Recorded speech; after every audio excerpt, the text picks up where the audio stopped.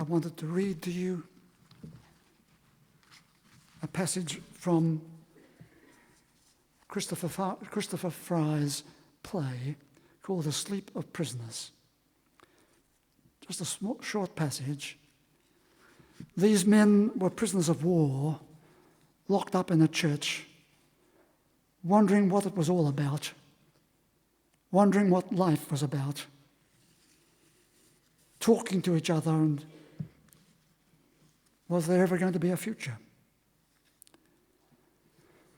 And then at length one of them got up and walked around, and he started to talk. And he said the human heart can go to the lengths of God. Dark and cold we may be,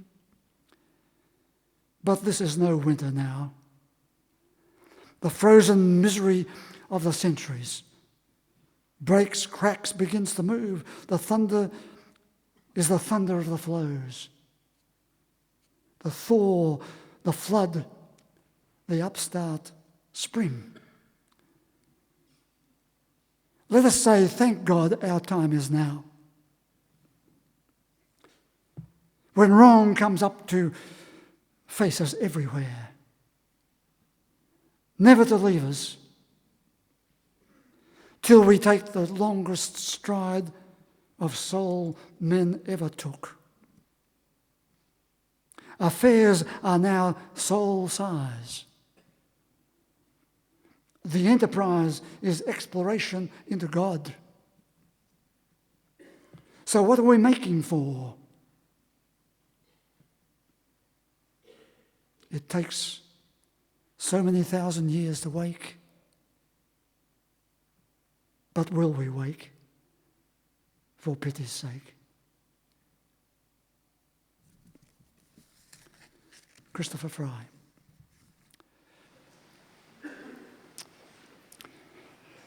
Yes, this last week I took delivery of a new pair of spectacles. Several weeks ago, two of my staff told me it was time to make a change. In fact, one said, the spectacles that you are wearing belong to yesterday's man. So somewhat chided, I tried to ignore the remark. But then, without any warning, one of the lenses dropped out. So a trip to the optometrist was urgently necessary. And while there, I said to the optometrist and his two assistants, a couple of my staff tell me that these current spectacles that I'm wearing are for yesterday's man. Is that so? And they courteously remained silent. But I sensed that one of the women nodded slightly. Well, I tell you this as one way of noting how often we look at ourselves in the mirror every day, perhaps many times a day, and don't recognize that it's time for a change. The mirror is a marvelous discovery. It never criticizes. It just shows us. It's silent observation. It says, wait a minute, straighten your tie, adjust your hair, do something about that spot on your forehead. And you find yourself asking, is this the person, as you look at yourself in the mirror, is this the person I want to be? That mirror of yours is a remarkable part of human life. Where would the dentist be without it? Where would the clothing industry be without it? Oh, yes, they say, come on over to this mirror. You need something extra. Try this. Oh, that. The mirror lifts our level of excitement one moment and then plunges us into gloom the next. Extracts large sums of money, and as you leave the store, you glance back at the mirror and all you see is a frown. as if you can never please it. As you walk off, you might wonder, underneath all the external clobber that you've now bought yourself, thanks to the mirror, who am I, really? Although the surgeons might push their mirrors into your body, no mirrors can show what is going on in your inner world of mind and emotion. A young woman rang me the other day. She is planning to get married, but she was frantic. She's put on 18 kilograms. That is not part of the plan. And I wonder, is her task to correct the external image, the external behaviour, or is it time to have a look at the inner self, what's going on within the person? So here is a story well known to any psychotherapist's office. Angela came and said, I'm empty inside. Once I had a lot of things going for me and I was part of it, but now it's as if I've lost my soul. It transpired that she had a great excitement for music. She loved her flute and could play it. Loved all the music that she could play. But then she met Paul. And he wanted her to go here, go there, be his girlfriend, be his everything. But he had little appreciation of her kind of music. So although the relationship was something she really wanted to have, she lost her music. And it seemed that her soul was drying up. I've lost my soul, she said. She said her music gave her an experience of something, her words, of something majestic and beautiful. I used to be able to create that majestic and beautiful part of life, but now I've lost it. I've lost something that was so important to me. And I keep asking myself, is there anything beautiful inside myself? Or have I lost my soul? In trying to please Paul, I've lost something of myself. In being so busily preoccupied out there, I've lost something vital in here. That letter to the Corinthians, St. Paul's letter to the Corinthians that I read, it said, I may speak with authority and knowledge on many things, but if my heart is empty, what's the point? I may have so much to offer, I can even wear myself out on many things, but if I've lost the capacity to love and the pleasure of love, what's the point? Yes, we look at ourselves in the mirror, but who is the real person? We can go for years looking at ourselves in the mirror, and yet we don't realize, perhaps, that we're living in the past, that we're losing our soul, that we've gone so much into our own world that we cannot see the world in all its majesty and beauty. So sometimes we need an awakening experience, or perhaps many such epiphanies, awakening experiences. I've spoken of this many times at our SAGE group, the Hope group that I spoke of. But on top of that, some of the hymns that we sing speak of it too. Awake my soul, and with the sun, thy daily stage of duty run. Shake off dull sloth, and joyful rise to pay thy morning sacrifice. Written back in, when? 1680. People have been singing that hymn. And Bach wrote that stirring music that some of you would have heard before church today. Sleepers wake. Sometimes we need to be jolted awake. In recent times, I've been closely involved in the obsequies of several of our people.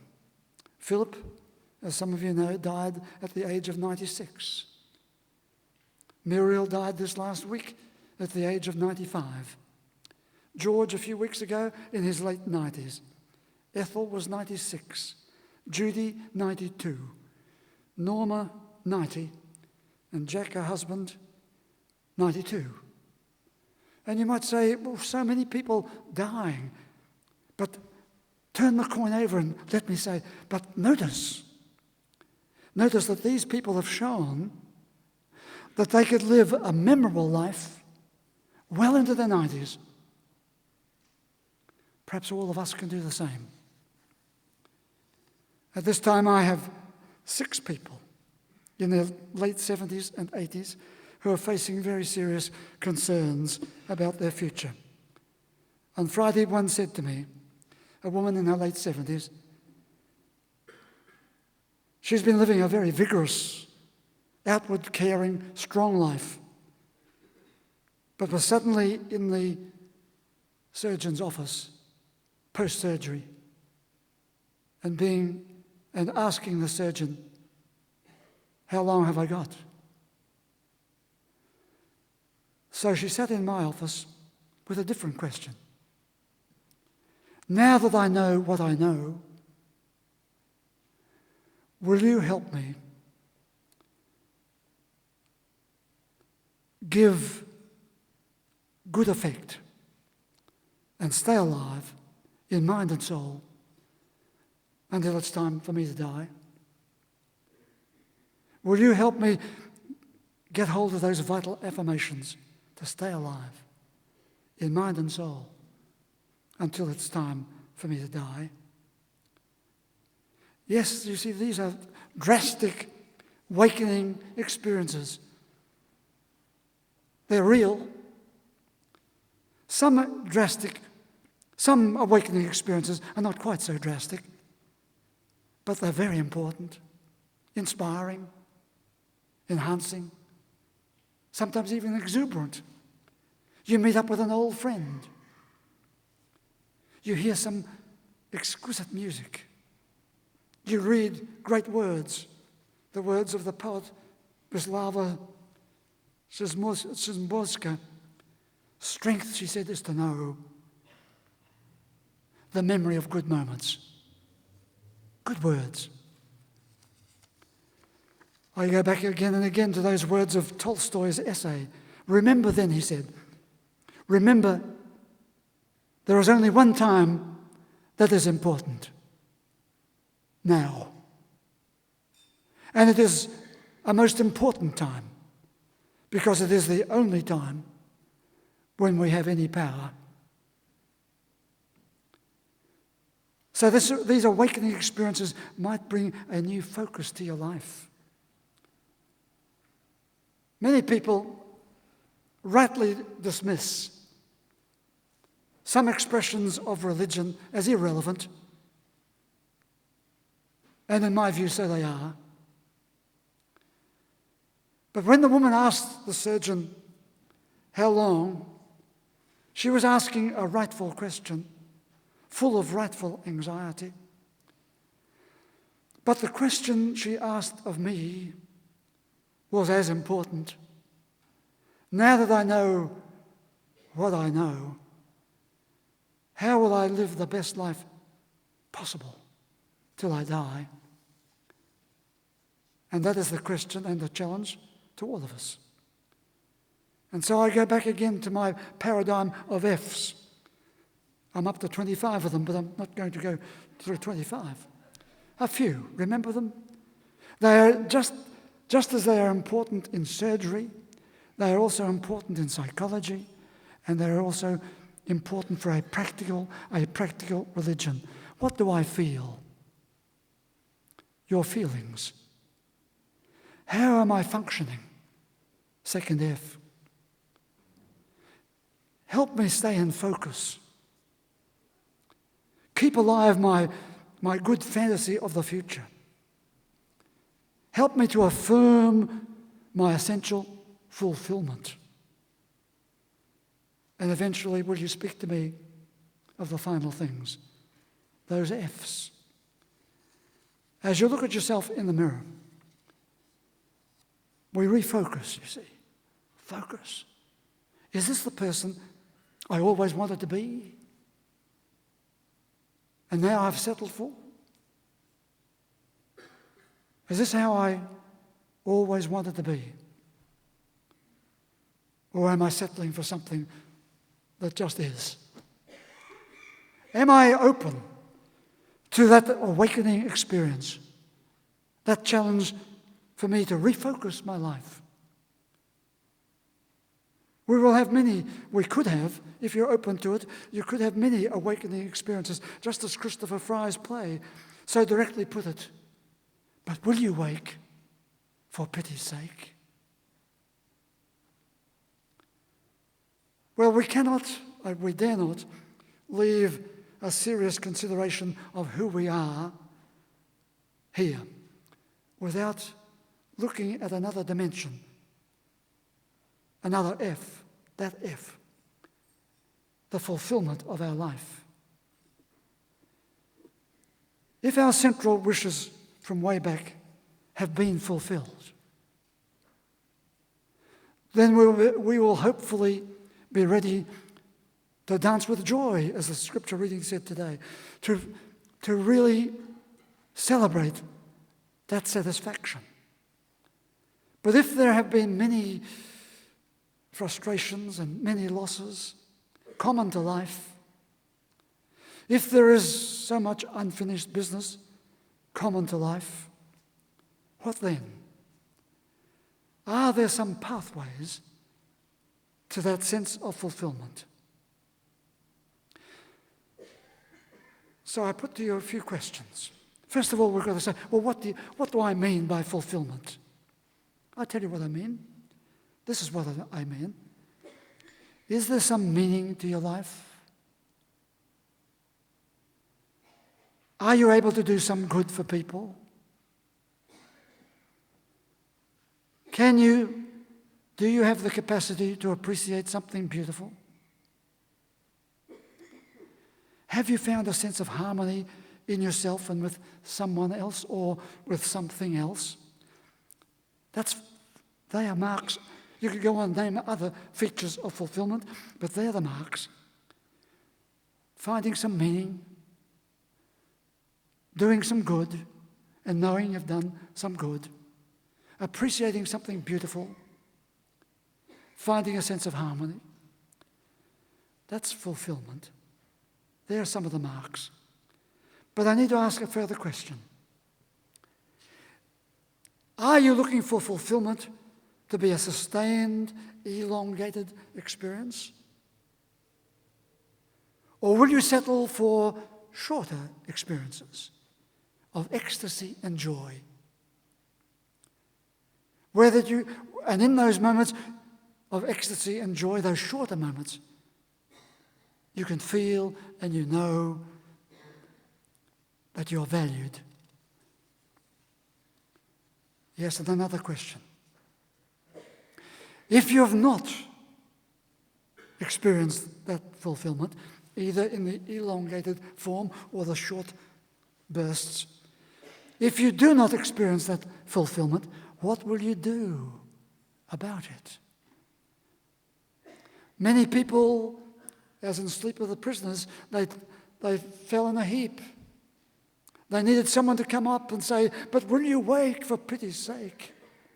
So will you curl up in a ball of complaint and discontent?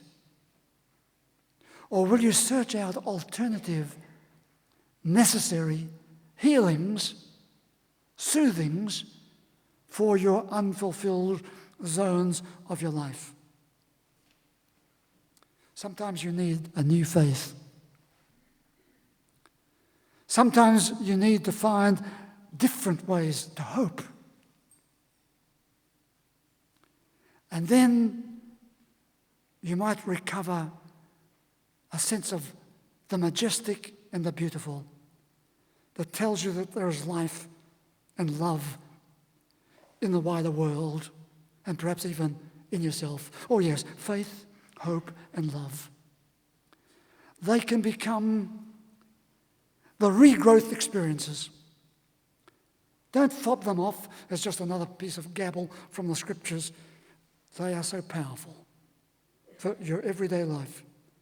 In fact, you can't really live life with fulfillment without them.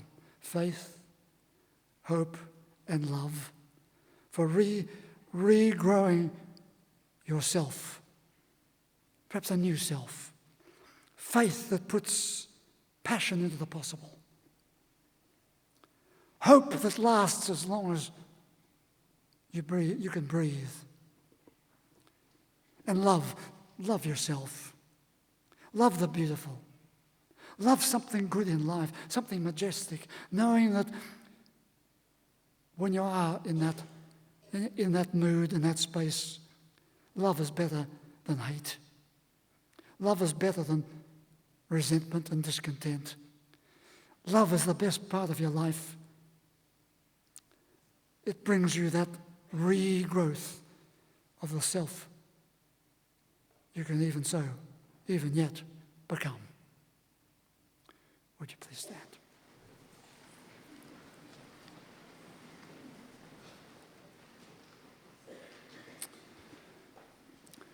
Say with me the traditional prayer, Our Father. Our Father, who art in heaven, hallowed be thy name. Thy kingdom come, thy will be done on earth as it is in heaven. Give us this day our daily bread, and forgive us our trespasses, as we forgive those who trespass against us. And lead us not into temptation, but deliver us from evil. For thine is the kingdom, the power, the glory, forever and ever. Amen. And the blessing. May the God you see in all the colours of creation arouse in you a sense of awe and wonder. May the God who is a sacred presence be real to you. May the God who is a source of inspiration and courage keep calling you forwards. May your God go with you and bless you today and always.